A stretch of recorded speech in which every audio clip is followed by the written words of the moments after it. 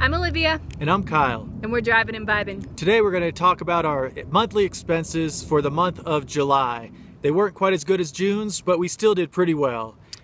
Yep, so our first category, which we did amazing on, is camping, and we spent $0 in camping this month. It was the first month that since we've been on the road that we have spent absolutely no money on camping, so it was a huge accomplishment for us, and we did it with a lot of boondocking. Yeah, we also traded our service to stay at campgrounds a few times to just take showers and do laundry and, you know, freshen up. Yeah, and so during that month we camped at 10 different locations. So, you know, we were on the move pretty good amount.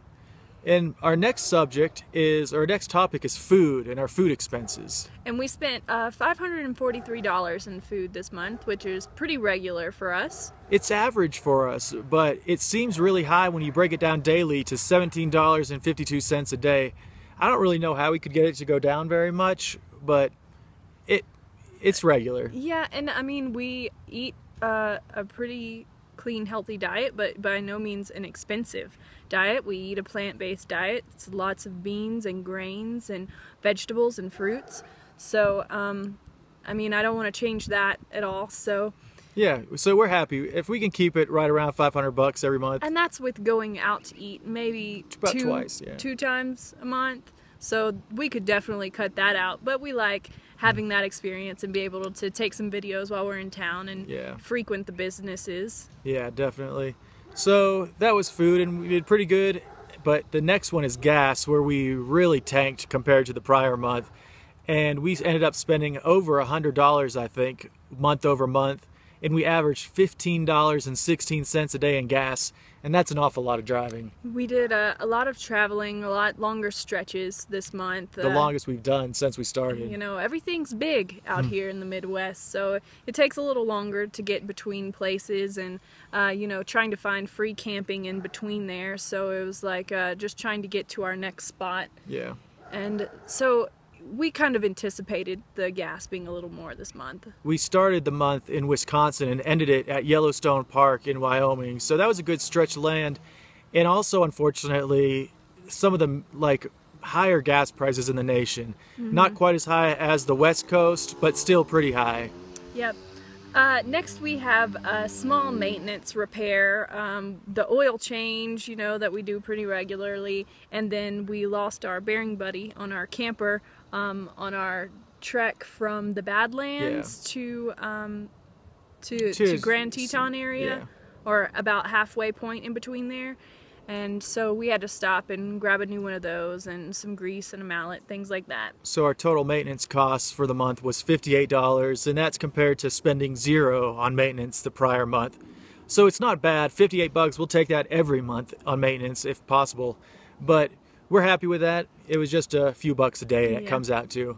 And you just have to anticipate these type of things along the way. There's always something that needs to be fixed or something that comes up in the RV lifestyle. And our next category is kind of just a lump all in, and it's the other category.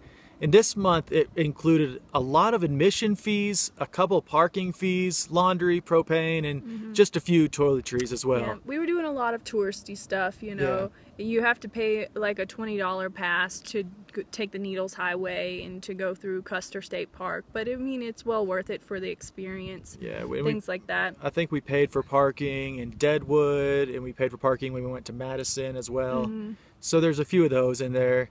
It was Olivia's birthday, so we had a little present money come out of there too. A small, very small Amazon amount purchase, which when it comes to birthdays and holidays, you end up just buying things you need or that the camper needs or that everyone can use. Yeah, so it wasn't a big expense, but the other category was $172, higher than we'd like. We like to keep it under $100. Came out to $5.55 a day. When you break it down daily, that's not too bad. Not too bad. Especially when you're exploring a new area, and especially high tourism areas. Exactly. And so the total living expenses for the month of July was $1,243, which is about $200 more than the last month we did. And it breaks down to $40.10 a day. And we're pretty happy with that, though. Yeah, definitely. And in addition to that, or is it included? No, so that was our living expenses. And then what we add on at the end of the list is our $400 worth of fixed expenses. And that's our unchanging monthly expenses that include insurance, phone bills, yeah. internet bills, and every bill, Subscriptions, things like that. Netflix, anything that is the exact same every month, we lump into fixed expenses, comes right out to $400. So the total lump sum, every dollar accounted for that we spent in July was $1,643. And that's about $53 a day. Exactly, $53 a day. I was amazed it came out to exact. But that's expensive. I still feel like that is a lot of money to spend a day.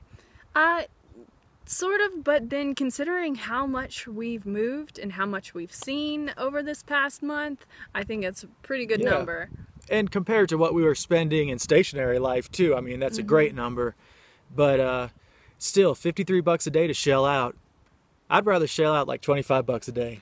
Yeah, but just when most of those things are just living expenses, I mean, I guess we could get rid of some of our subscriptions and things like that. No way. But as far as, you know, we've got to pay for gas and food and things like that, a place to stay. So I think that's doing really well considering the whole comprehensive picture. So since of what it's going towards.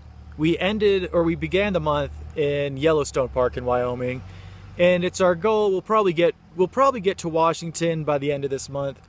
That's not as many miles traveled as last month. We hope to, you know, cut down our gas prices by $100 back this month. But then even looking forward to the month after that, which would be July. What is it now? It's August. So September. Hopefully we really slow down our traveling and maybe can bring the gas down to like $200 a month would be good. Definitely.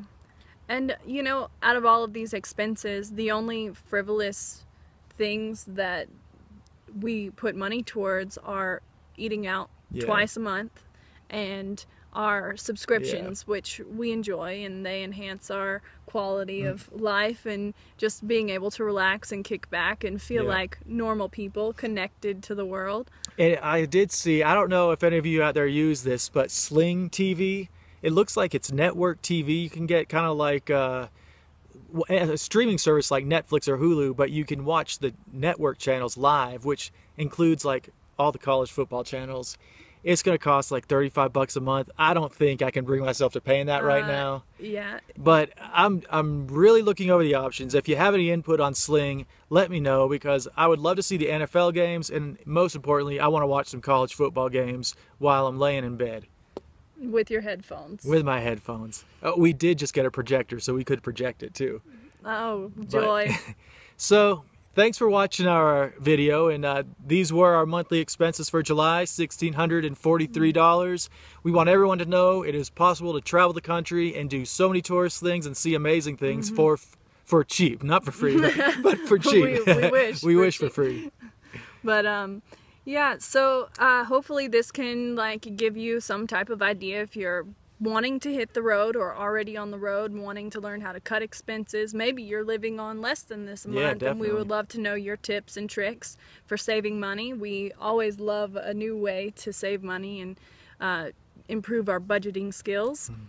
So yeah, but thanks for watching. We're Driving and Vibing, and make sure you subscribe to join us on our journey, guys. And we'll see you next time. See ya.